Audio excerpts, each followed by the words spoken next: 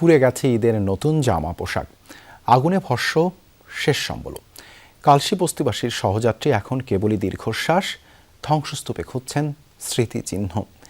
বাউনিয়া বাঁধে বস্তিতে লাগা আগুনে ক্ষতিগ্রস্ত প্রায় ৩,০০০ মানুষ, যাদের ঈদ আনন্দ, বিষাদ, শঙ্কায় পরিপূর্ণ। সরকার ও বিত্তবানদের সহযোগিতার আহ্বান ক্ষতিগ্রস্তদের।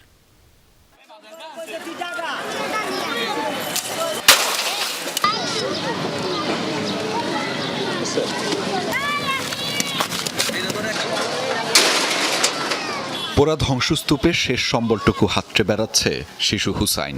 কয়েক ঘন্টা পর ঈদ, অথচ চোখে মুখে নেই লেশমাত্র আনন্দের ছিটেফোঁটা।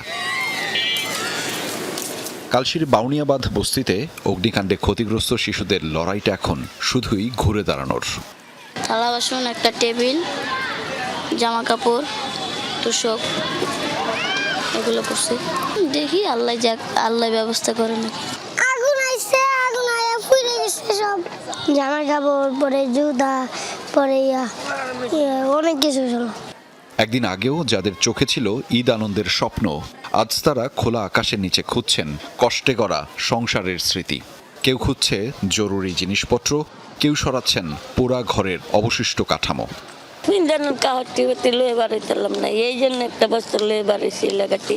এই যখন বর্তমান যে জামাটি আছে এটা হচ্ছে আমার বন্ধুর জামা, আমার যেটি আসছিল সাথে ওইটি আমি আবার আজকে ধুয়ে দিছি এলাকাতে। আর কিছু নেওয়ার মতন আমার নাই। ব্রিজের তলে থেকে আমি ঈদ করবো, রাস্তা রাস্তা ঘুরে ঘুরে ঈদ করবো। এই অবস্থায় ঈদ মিত চাই যায়, আল্লাহ যেমনি নেওয়া এমনি করতে হবে। এক পোশাকেই প্রাণ বাঁচিয়েছেন বেশিরভাগ মানুষ। পরিবারের ছোট্ট সোনামণির ঈদের জামাটাও পুড়ে ছাই। জ্বলে গেছে মাস শেষে হাতে পাওয়া বেতন আর জমানো টাকাটুকুও।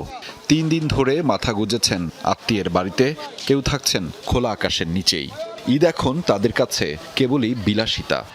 কি করুম, এবার তো আছি পুরান কাপড় চোপড় দিলে ফিনদাম, না ফিনলে তো ফিনদানের জারি লয়ে বাড়িছি এডি আছে। 15-20 হাজার টাকার মতো নেব, বেতন তুলছি। আমার পরিবার প্রতিবন্ধী, তার ভাতা পাইছি, সরকারই দেয় ভাতা। এটি কিচ্ছুই বার করতে পারিনি। রাখছিলাম যে ঈদের মধ্যে মা বাবা যাবো, দেশে যাব, কিছু নিয়ে যাব মা বাবার জন্য, পোলাপান আছে তারও দেবো, নিজেও আমার প্রতি করবো। কিন্তু তোর দিকটা একবারে খারাপ। ফুলাহানে একটা তেনা বাহাতাছি না, মার্কেট করছিলাম, ফুলাহানে লাগে এডিও গেল। আমিনুল হক সাহেব তো ওনার পক্ষ থেকে বোধহয় কোনো কিছু অনুদান দিছে, এখান থেকে সামথিং পাইছে, আর বাকিটা একটা ফ্যামিলিও পায় না। সোমবার সন্ধ্যায় রাজধানীর পল্লবীর কালশী এলাকার বাউনিয়াবাদ বস্তিতে আগুন লাগে। প্রায় ১৫০টির মতো ঘর এই আগুনে ক্ষতিগ্রস্ত হয়। পুড়েছে ঘর, পুড়েছে আনন্দ। টানা ৩ দিন ধরে পথেই বসবাস করছেন ঘরপোড়া এই মানুষগুলো। আগামীকাল ঈদ হলেও সেই আনন্দের লেশমাত্র নেই পুরো এলাকা জুড়ে। তাদের প্রত্যাশা সরকার তাদের প্রতি সহানুভূতিশীল আচরণ করবেন, একই সাথে এগিয়ে আসবেন বিত্তবানরাও। আহমেদ রেজা, যমুনা নিউজ, ঢাকা।